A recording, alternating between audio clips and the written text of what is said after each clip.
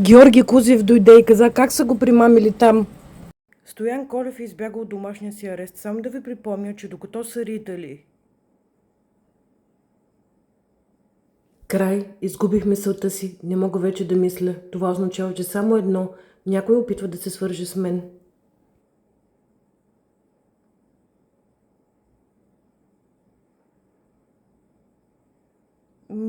Мисля, че чувам нещо, но не съм сигурна. Кажи. Георги, ти ли си? Исках да кажа, че докато сте ритали, са ти казвали чувствай се. Искам да ми кажеш, това вярно ли е? Да, Мария, вярно е. Искам да кажа следното. Аз не съм виновен. Тя е уличница. Събира мъже за пари. Това е което прави. Това ми предложи.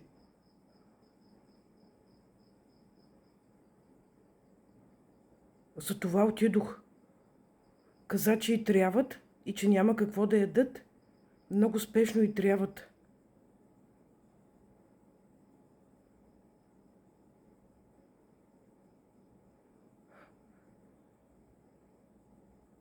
А тя вярно е, че тя е казала, че е на 15 години? Да, вярно е. По закон в България жените над 14 по собствено желание могат да правят с кой каквото си поискат. Виждате какво се е случило. Защо тогава се криеше? Защо не дойде да ми кажеш? Мария, аз бях на едно място, от което не можех да мръдна. Ти защо не ми помогна? Какво място, където не можеш да мръднеш? Ами там стоях, не се движих. Нали ти казах, че може с хората да се придвижваш? Нямаше хора там. Ами какво имаше? Беше абсолютно изцяло като сияние. Синьо. Там бях.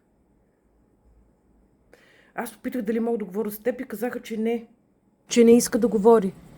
Аз не съм отказала да говоря. А сега къде си? Сега съм вече над теб.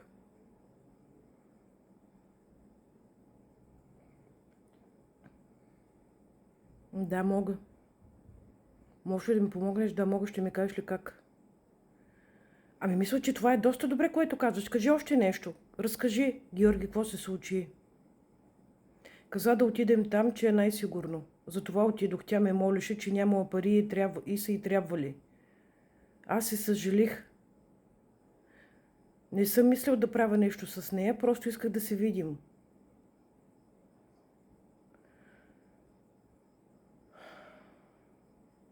Друго ми кажи, Георги, нещо, което ще помогне. Ами то какво да кажа, това е. Добре, искам да ми кажеш, какво изпитваше, когато те нападнаха?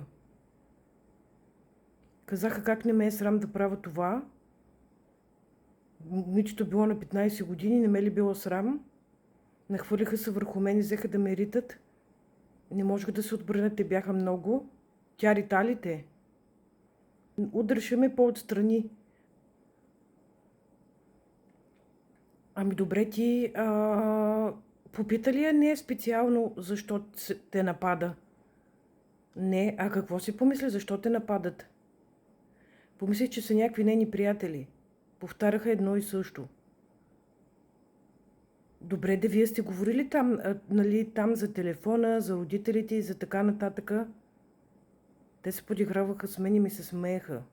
Казаха, че съм бил беден и че съм нямал пари. Те са очаквали той да отиде с много повече пари, обаче той няма, миличке. Значи това е причината да отидеш там. Да, трябваха и пари. Искаш от мен пари.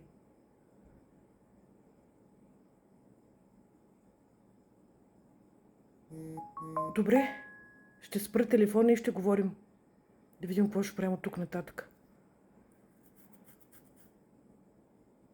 Спокойна вечер.